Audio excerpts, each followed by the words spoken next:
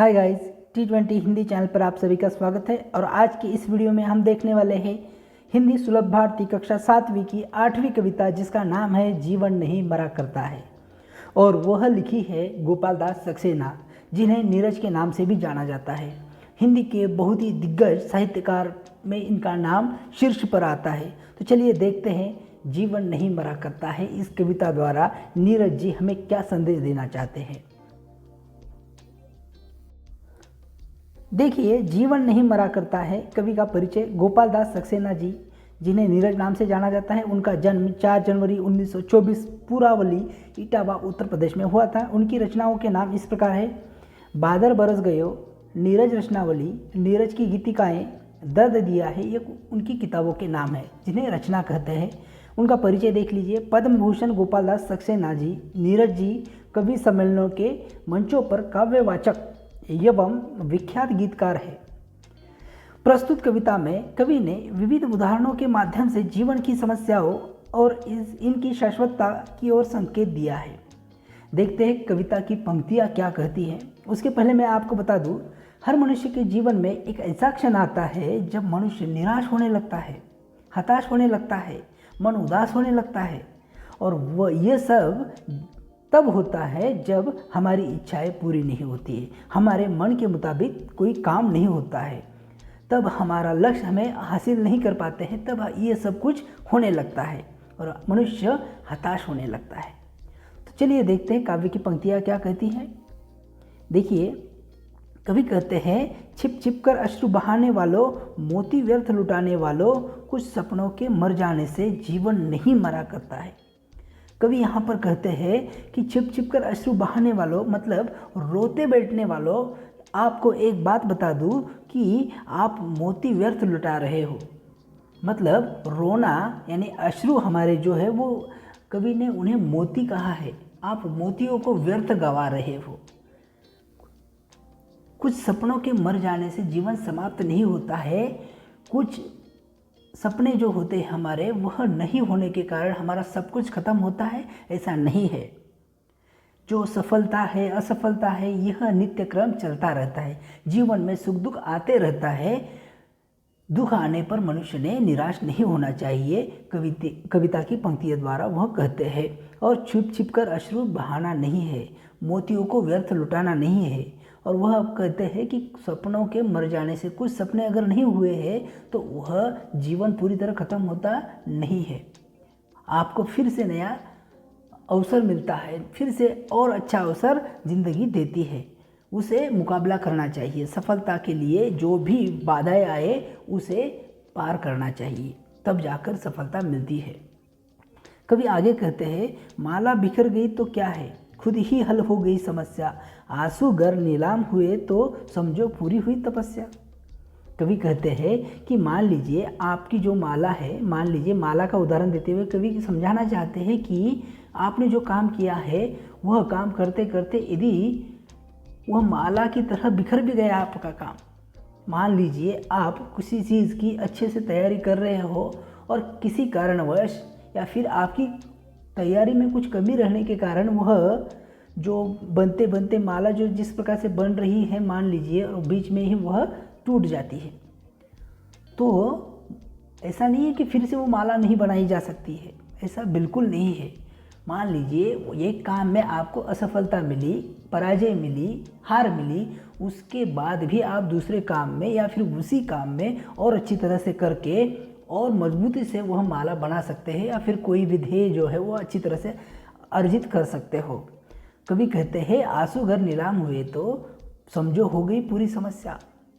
मान लीजिए सफलता आ गई तो आपको वो काम की जो वीकनेस जो है, उस काम की जो आपको लगता है कि यह काम किस प्रकार से, जो उसके वीक जोन है उसके बारे में पता चलता है, और जो आपकी तपस्या है वो अच्छी तरह से पूरी होने लगती है। पराजय, हार जो है, ऑब्स्टिकल जो है, बाधाएं जो है, हमें और ज़्यादा मजबूत करती रहती है। जीवन में मान लीजिए हमें अगर हार मिलती है तो हार को एक मजबूती का सहारा बनाते हुए हमें आगे बढ़ना चाहिए। उस हार को पॉजिटिवली लेना चाहिए, कवि ऐसा संदेश देते हैं। उसे निगेटिव हमें नहीं लेना चाहिए, उसे कुछ ना कुछ हमें सीख ज़रूर मिलती है। आगे देखिए, कवि कहते हैं, रूठे दिवस मनाने वालों, फटी कमीज सिलाने वालों, कुछ दीपों के बुझ जाने से आंगन नहीं मरा करता है। कवि हमें समझाना चाहते हैं कि देखिए, जो रूठे दिवस है मतलब दिन है, जो बुरे दिन है, वह बुरे दिनों का जश्न मनाने वालों या फिर वो दिन बिताने वालों क्या है, फटी कमीज सिलाने वालों। देखिए, ये जो बुरे वक्त है, बुरा समय है, बुरे दिन जो है, वह दिन हमेशा के लिए नहीं है और ना ही पूरा आपको वही जो बुरे दिन है वह वक्त जो है वो बिताना नहीं है। कुछ दीपों के बुझ जाने से आंगन नहीं मरा करता है। कवि हमें समझाना चाहता है कि जीवन में कुछ परेशानियां आने के कारण तुम्हारा सब कुछ खत्म होता है, नहीं है। मान लीजिए जो आंगन है वहाँ पे अगर दीपक जो जलाया हुआ दीपक अगर बुझ जाता है तो वह आंगन खत्म होता है क्या? नहीं, वहाँ पर फिर से उस आंगन में दिया लगाया जा सकता है, दीपक जलाया जा सकता है, वो आंगन हमेशा वैसा है। उसी तरह हम भी एक सफलता, एक हार से हम समाप्त नहीं होते हैं, हम उसी काम को और अच्छी तरह से कर सकते हैं क्योंकि हम पूरी तरह समाप्त नहीं हुए हैं। कभी हमें समझाना चाहते हैं। देखिए अगली पंक्तियाँ, खोता कुछ भी नहीं यहाँ पर, केवल जिल्द बदलती पोथी, जैसे रात उतार चांदनी पहने सुबह धूप की धोती। कभी कहता है कि आदमी यहाँ पर कुछ नहीं खोता है, केवल जिल्द बदलती पोथी।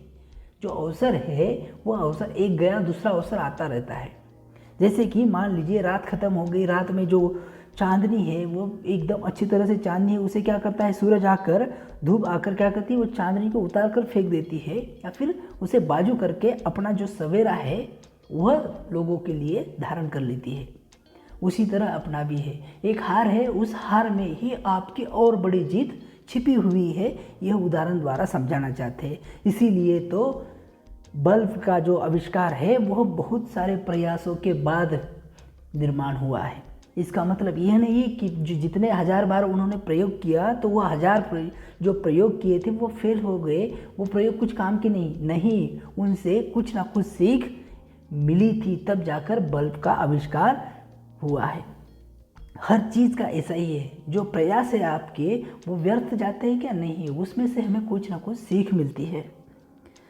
वस्त्र देखिए आगे, वस्त्र बदल कर आने वालों, चाल बदल कर जाने वालों, चंद खिलौनों के खोने से बचपन नहीं मरा करता है। कवि कहना चाहता है, हर उदाहरण द्वारा, अलग अलग उदाहरणों द्वारा कहते हैं कि देखिए कि जो अवसर है, मान लीजिए आपके पास कुछ भी नहीं है तो भी आप सब कुछ हासिल कर सकते हो। यहाँ पर उदाहरण देने के लिए वो कहते हैं कि जिसके पास खिलौने नहीं है उनके लिए बचपन मरा नहीं करता है, उनके लिए बचपन नहीं है ऐसा नहीं है। बच्चे जिनके पास कुछ भी नहीं है वो पत्थरों से खेलकर भी अपना बचपन बिता लेते हैं, उसमें भी वो खेल निर्माण करते हैं, मिट्टी में भी अपना खेल निर्माण करते हैं। उन्हें कोई मोटर गाड़ी या उड़ता हवाई जहाज या गेम वगैरह ज़रूरत नहीं है। बच्चों को, जो गरीब घर के बच्चे हैं वह मिट्टी में भी अपना खिलौना निर्माण करने की कोशिश करते हैं और खेलते रहते हैं। चलिए अगली पंक्तियाँ देखते हैं। कवि कहते हैं, कितनी बार गगरिया फूटी, शिकन पर आई पनघट पर, कितनी बार किश्तियाँ डूबी, चहल पहल वो ही है तट पर। कवि बताते हैं कि कितनी बार गगरिया फूटी है पनघट पर। जो कुआं होता है पानी भरने का, चित्र में दिखाई दे रहा है आपको, वो पनघट पर क्या होता है, लोग पानी भरने के लिए आते हैं तो वहाँ पर जो गगरिया होती है वो फूट जाती है, तो लोग वहाँ आना छोड़ देते हैं? नहीं, बिल्कुल नहीं, वहाँ पर आते रहते हैं। दूसरी गगरिया लेकर आते हैं, फिर से पानी भरकर लेकर जाते हैं। उसी प्रकार से कवि कहते हैं कि किश्तियाँ, जो नाव है वह सागर में, समंदर में डूब जाती है, मगर सागर में जाना लोग छोड़ देते हैं? नहीं, फिर से नाव बनाते हैं, फिर से सागर में जाते रहते हैं। वही तट पर चहल पहल आज भी दिखाई पड़ती है, सब कुछ बंद नहीं होता है, वही चहल पहल, लोग घूमना आना जाना सब कुछ चालू रहने वाला है, चलता रहता है। इस प्रकार कवि अलग अलग उदाहरणों द्वारा कहते हैं कि आप रुको मत, सब कुछ चलता रहेगा। अगर आपके न जाने से कोई बंद नहीं होने वाला है। कई छात्र क्या कर देते हैं, मान लीजिए एग्ज़ाम में सफलता आ गई, अपनी जान जान को अपने गले लगा लेते हैं। ये सरासर गलत है। वो कहते हैं कि नहीं, आपके ख़त्म होने से कुछ ख़त्म नहीं होने वाला, सब कुछ चलते रहने वाला है। आप भी उसमें हार को पीछे छोड़कर जो सफलता है उसके लिए काम करो और आगे बढ़ो। तम की उम्र बढ़ाने वालों, लो की आयु घटाने वालों। यहाँ पर कवि कहते हैं अंधेरे की उम्र बढ़ाने वालों और उजाले की आयु घटाने वालों, लाख करे पतझड़ कोशिश पर उपवन नहीं मरा करता है। ये बात समझ लो कि जो भी बाधाएं है, ऑब्स्टिकल्स है, कितनी भी बाधा है, कितना भी शत्रु आपके साथ बहुत कोशिश करे आपको हराने की, मगर आपके इरादे अगर बुलंद रहे तो आप जीत सकते हो। इसीलिए तो हमारे ऐसे महान राजा यहाँ इस देश में होकर गए जिनकी सेना नाम मात्र थी। पृथ्वीराज चौहान हो गए, महाराणा प्रताप हो गए, छत्रपति शिवाजी महाराज हो गए। इनके पास बहुत कम संख्या थी और शत्रु के पास बहुत ज़्यादा संख्या होने के बावजूद भी, बहुत ज़्यादा कोशिश करने के बावजूद भी शत्रु इन पर हावी नहीं हो सका। लाख कोशिश की शत्रु ने इनको हराने की, मगर वह नहीं हरा पाए। जैसे कि यहाँ पर बताते हैं पतझड़, जो पत्ते झड़ जाते हैं तो पत्तों को लगता है हमारे झड़ जाने से क्या है, अब उपवन मर जाएगा, बगीचा ख़त्म हो जाएगा। ऐसा नहीं है, उपवन नहीं मरा करता है, फिर से नए पत्ते आने लगते हैं पेड़ों को। देखिए, लूट लिया माली ने उपवन, लूटी न लेकिन गंध फूल की। तूफानों तक ने छेड़ा पर खिड़की बंद नहीं हुई धूल की। देखिए, कवि कहते हैं माली ने उपवन को पूरी तरह से ख़त्म किया, लूट लिया, मतलब सब कुछ जो था, फूलों की जो फूल थे वो लेकर गया, मगर जो गंध थी, जो गुणधर्म था उनका, सुगंध या फूल उगाने का, सुगंध तैयार करने का, वह गंध नहीं चुरा पाया माली। जिस प्रकार से मान लीजिए आपको भले ही बहुत बार असफलता आ जाए, मगर लेकिन आपके अंदर जो तैयार करने की जो क्षमता है, जो आपके अंदर क्या कहेंगे उसे, बुद्धिमत्ता है, उसे चुरा नहीं सकता कोई। आपके अंदर का जो हुनर है उसे कोई नहीं लेकर जा सकता। इसीलिए आपका हुनर जो है, हुनर आपके साथ ही रहने वाला है, उसे कोई भी नहीं लेकर जा सकता है। चलिए आगे देखते हैं। नफरत गले लगाने वालों, सब पर धूल उड़ाने वालों, कुछ मुखड़ों की नाराज़ी से दर्पण नहीं मरा करता है। देखिए, नफरत, हमेशा नफरत को गले लगाने वालों, सब पर धूल उड़ाने वालों, मतलब हमेशा नफरत करने वाले लोगों, एक बात समझ लो, सब पर धूल उड़ाने वालों मतलब दूसरों को गलत समझाने वालों, हर बात पर लोगों को गलत ठहराने वालों, एक बात हमेशा याद रखो, कुछ मुखड़ों की नाराज़ी से दर्पण नहीं मरा करता। दर्पण मतलब आईना। भले ही आपको कितना भी लोग गलत कहे या फिर आप किसी को गलत कहो, मगर जो आईना होता है वो सच दिखाता है।